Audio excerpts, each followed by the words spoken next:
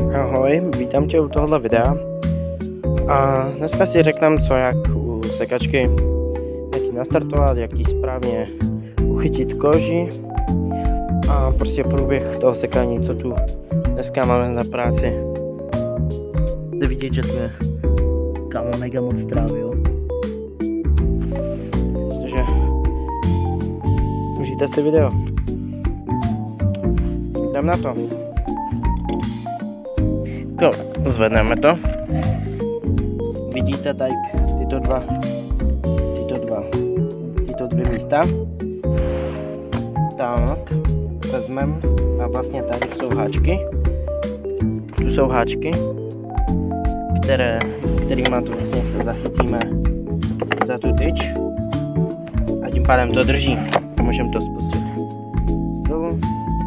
Teď chytneme tady nahoru plyn, který vede nahoru, tady to pomocí tohohle kablíku to spustíme a teď jenom startujeme.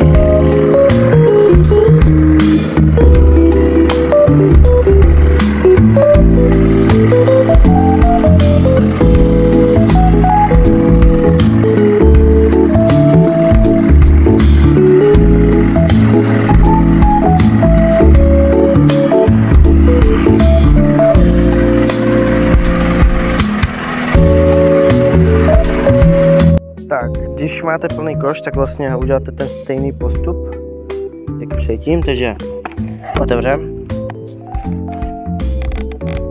si vyhákneme, jakože venku.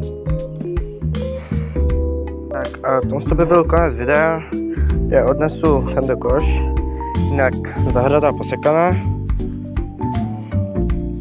vypadá to úplně jinak. No, zahrada posekaná, pak jde to vidět,